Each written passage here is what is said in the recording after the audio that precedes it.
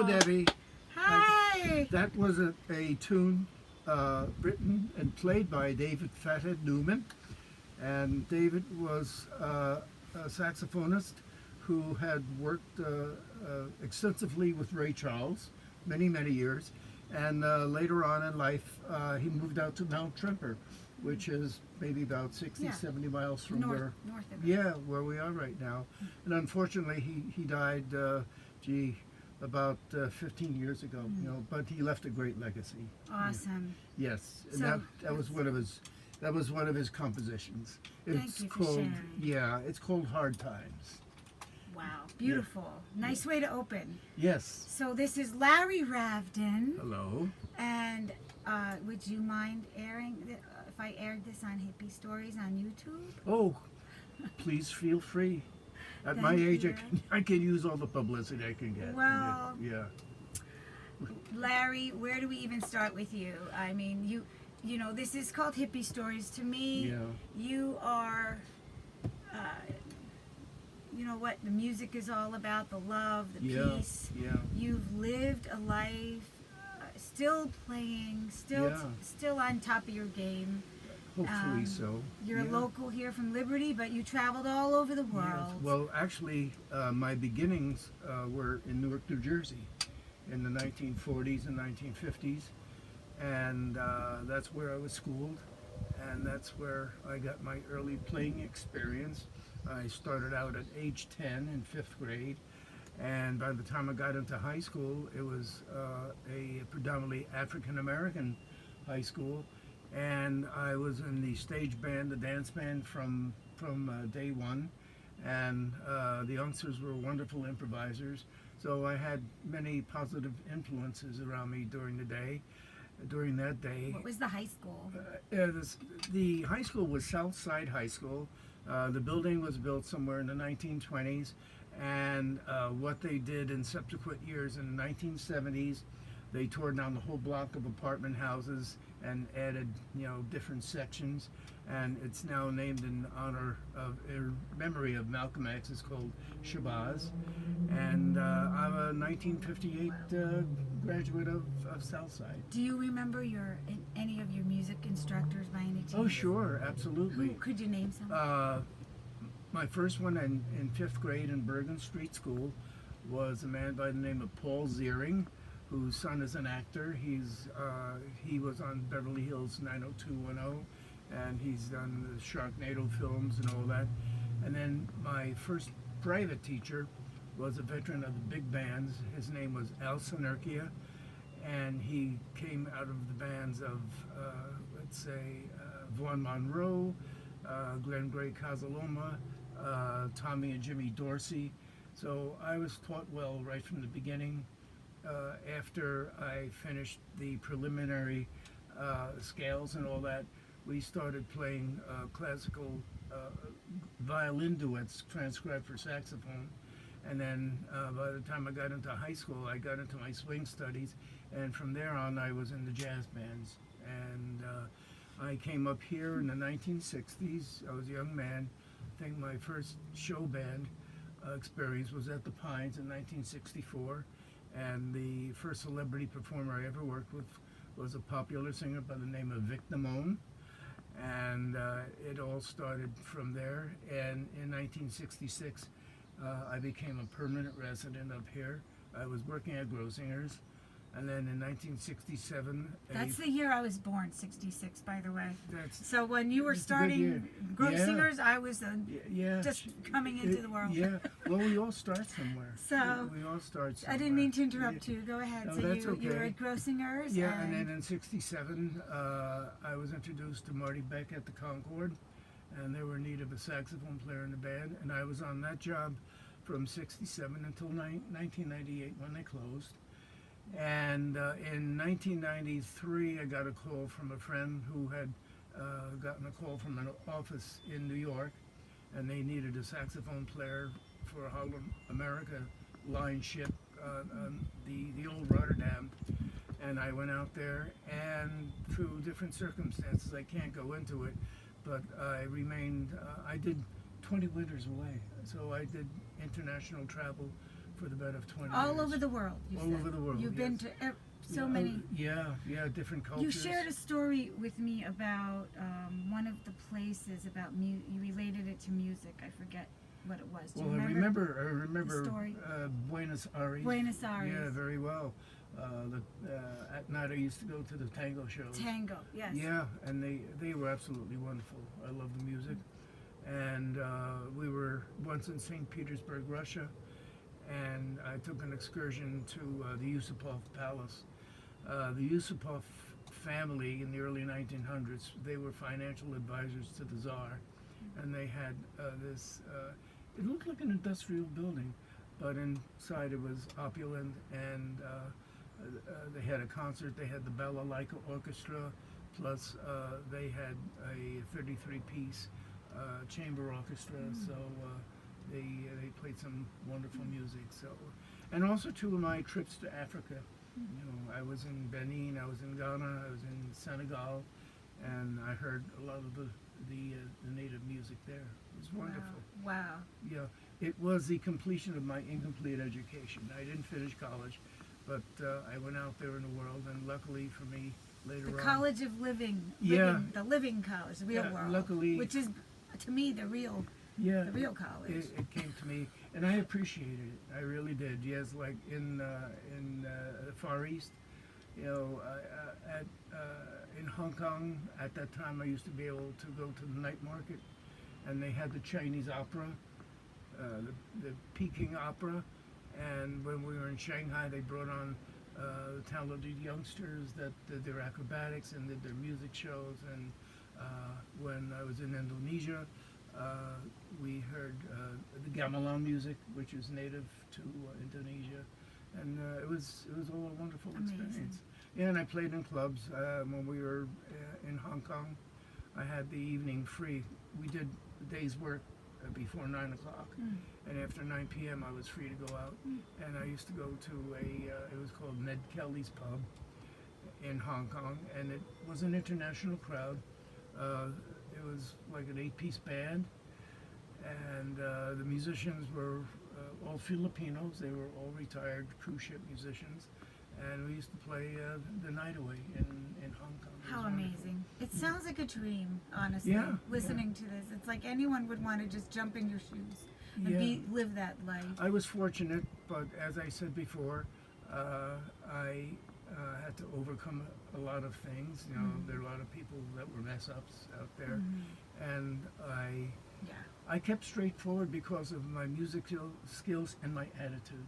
And you once shared with me, if you don't mind getting on this topic, your heritage and Yeah. how you were that helped you overcome choosing not to be involved with alcohol so much because Yeah. of what your ancestors sacrificed. Well, I It did. was one of the- Well, I did during my working years Because it I- could have went another way, but that was Yeah, like a pivotal I point. no, I paid my dues in that department, and I put that all behind me 24 years ago. And Yeah. luckily for me, I am in good health. Thank God. To this day. Because you Yeah. know, let's face it, a lot of our friends in this business, we see the demise of the lure of all of the Oh, sure. the different things that could Well, drag you down I that remember being in a path. club in Hong Kong, and a young man from Australia came up to me. He was there with his father, and he said, "I might, buy you a drink." And I said, "I'll have a club soda." And he said to me, "That's not a drink." I said, "It is to me." I said, "I spent 33 and a half years at the bar, and I have a driving record to prove it." And I said, "Enough is enough." And his father said, "Good on you. Good answer." But it was out of my life experience Yeah. that I was able to share it. Yeah, because that's something nowadays, sober living, even though we do have a lot of wineries and breweries and a lot of things like Yeah. that are where we play, and Sure. people do patronize, and that's part of Yeah, and the way then, of the world. But, we also have a very big part of the patronage, and people in sobriety. yes, So it's nice to know, like, hey, it's okay to have Yeah. safe Yeah. spaces, even in a place where alcohol is served. oh sure. To honor somebody's path in sobriety. Yeah. That's I pretty rem- amazing. So I hats remem- off to you. Well, I remember this was 1975, and I was still smoking, and I had finished a show. It was with Rita Moreno, and Rita is still going at age 90 God bless. in films. And I said, don't feel bad. After the show, I spoke with her, and I said, when I was 17, I saw you on Broadway in West Side Story. I saw the matinee. And later on in life, as a working musician, I became part of the orchestra that played her performance. Anyhow, her husband... Unbelievable. Yeah, it was truly super. Anyhow, after the show, I was out in the corridor, and I had a drink in my hand, and I had a cigarette. And her husband said to me, I was, what, about 35 or so. Yeah, that was mid-70s. And he said, you're smoking, you're drinking. And he was about 10 years older than I. I said, well, yeah, that's what we do after work. And anyhow, it put the notion in my mind that I can stop. And I did stop a year later. I stopped in 1976. I stopped tobacco, and I haven't gone back. In my recent medical examinations, the physician said, that's why you're still here. You know, you put the So I thank you for the gift of you, because Thank you. I would not have known you the way I do now had that been a different Yeah. Believe me, trajectory. So I've gone through the speed bumps of life, but I also learned too from music. If you make a mistake or you get lost in the music, it's how you recover. And in life, that's the big thing too. It's how you recover. You can make mistakes, but it's how you recover from them. yes. And I'm able to pass it on to different people. Like for instance, on the ship, before we would start the show, the cast, they were the singers and dancers. They'd be out on the front deck smoking. And I said to one of the dancers, I said, you know, you have a show to do, and you're smoking. And it brought me back to 1975 when somebody When brought that that up to gentleman me. said, Yeah, it's okay to bring up a comment like that because Yeah. you're planting a seed, right? hopefully. You're planting a seed because Hopefully. you care. Basically. Yeah. Well, so let's. I know the purpose of this channel is hippie stories and Yeah. Woodstock and beyond. So I think you fall in the category of before, during, Right. and beyond. But Yeah. with regard to Woodstock, since it happened here and where you Yes. were living, do you have any? Would you share just anything during the lead up, the time of, or after that you Sure. recall? Sure, I was on my way to work. I believe it was August 15th, and I'm getting down to Monticello, and I see cars and vans parked alongside the highway, and people were tailgating. I saw they had their barbecues out, and 17B was gridlocked, and I thought, oh my God, what happened? Was it a fire? Did a plane come down or something? And I went to work, and it was later that I found out that the Woodstock Festival was happening. And Where were you working at that I time? was at the Concord. Concord. So yeah. you went to Monticello. Yeah. So you were coming from Liberty, which is exit 100, Yeah, to 10 around miles. exit 105, Mhm. and Bethel Wood. The Yeah, Woodstock right. site is 104, but there's back Correct. roads. So you were making your way, Yeah, I was on the and highway. you had to pass through Yeah. that access. Yeah, I thought it was a tragedy. And it was gridlocked. It was gridlocked, yes. I said, what is going on? So that means cars parked everywhere. Yeah. You couldn't get in. All of- all On over. 104, you couldn't get off there, or you. I was able to get off at 105. Okay, I was 105. able to get off at my exit. So you passed the yeah, and exit it was for it was Woodstock. later when I got to work that I Okay. found out that What it was about. there was a festival going on, Yeah. and the roads were gridlocked. Yeah. Even the back roads, it was very hard to get there. What But, time of day was that when you were traveling?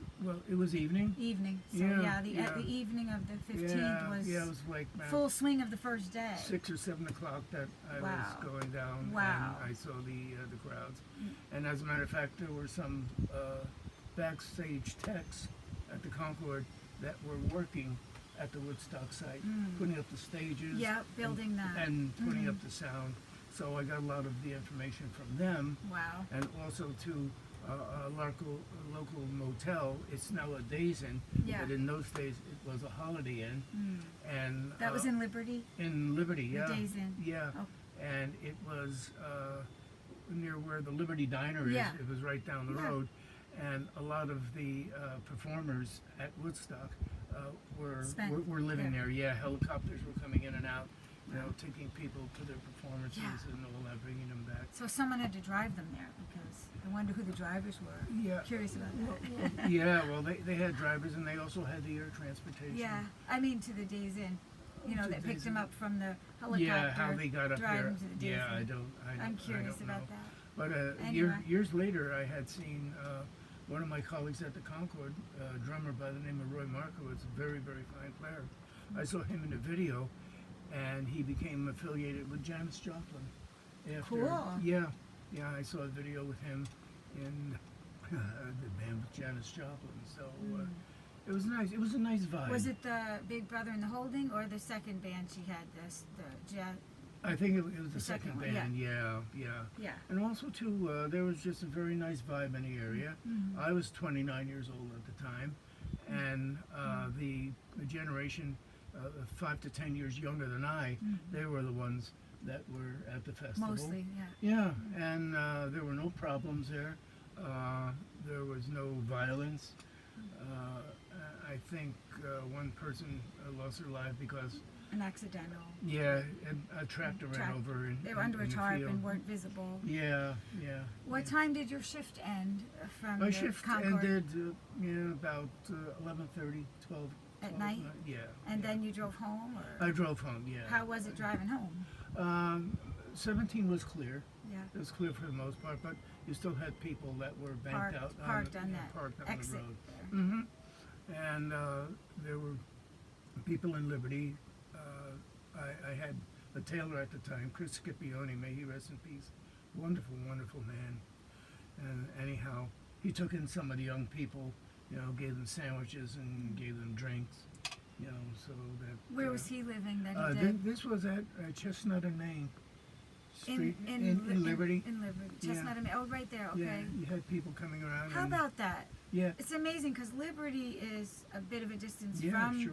the town of Bethel. It's 10 So miles. there's all the spillover of people who maybe couldn't get to the site And you had people, and were stuck in well, you had surrounding areas. people dipping into the lakes and Yeah, all that, into yeah. the creeks and in Ferndale. I mean, so. 400,000+ people Oh yeah. converging. Like, where you Yeah. gotta, you go wherever you can go, I suppose. Like I said, the vibe was very nice.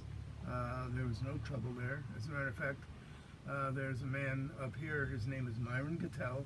He's affiliated with the museum So the Liberty Museum. in Or- in Hurleyville. Oh, Hurleyville Museum. Yeah, and okay. he was a young man, and he was working. I don't know. He had some kind of a food stand, but he was working near the triage tent in at the Woodstock site. And he Okay. wrote a book about it. He wrote Oh, a book cool. about his experiences. Wonderful. there. Yeah, Wonderful. yeah. It was very. For me, some people say it was really there to promote the use of drugs, but I felt it was different. The Vietnam War was escalating, Yeah. and I think it was the young people's way of saying that we've had enough. Yeah. We're not going to I tolerate agree. it. I think a lot of us agree. A lot of Yeah, folks agree on sure. that.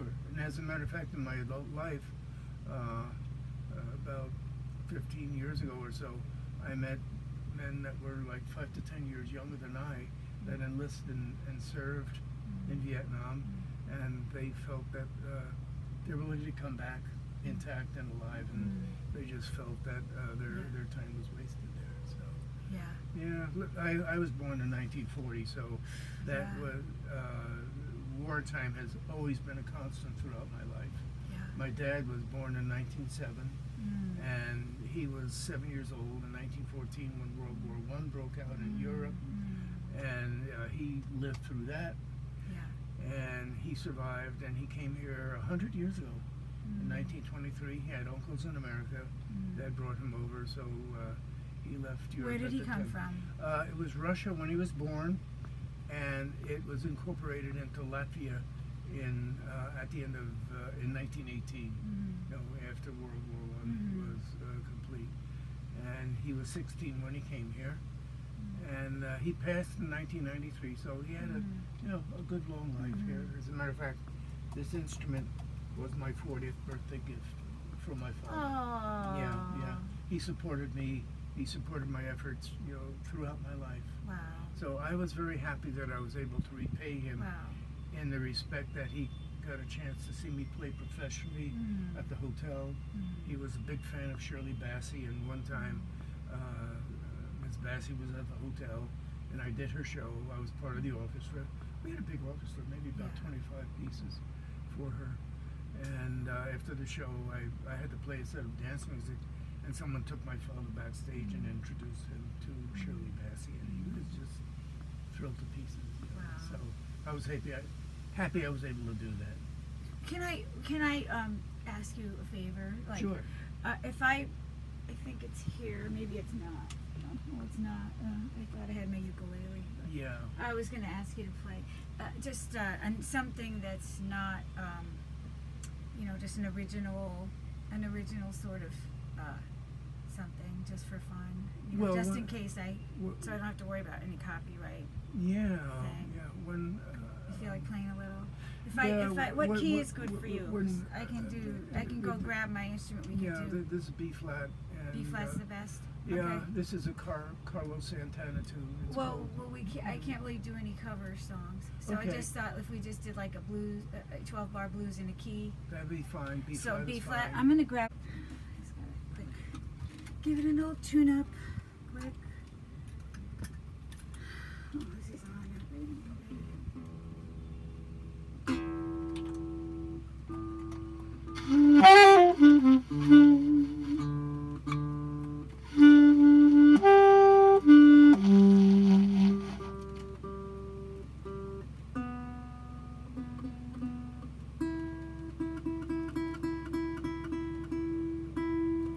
So let's see here.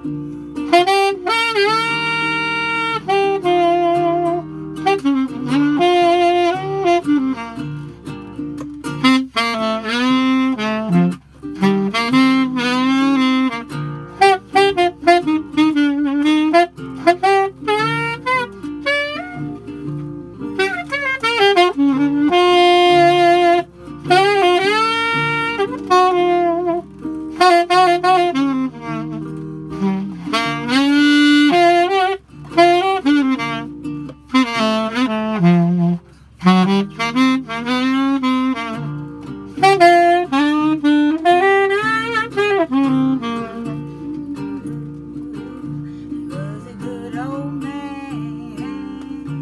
He was a good old man. A good old man.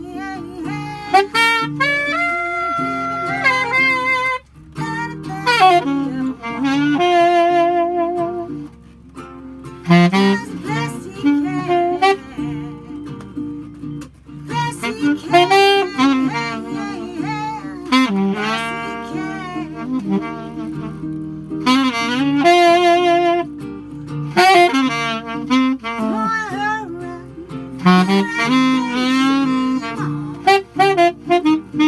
In the morning, in the evening, having no apparent behind the door in the evening, nothing for no reason. Good old man, good old man. Spoiled, giving anything she wants. Go ahead, Larry.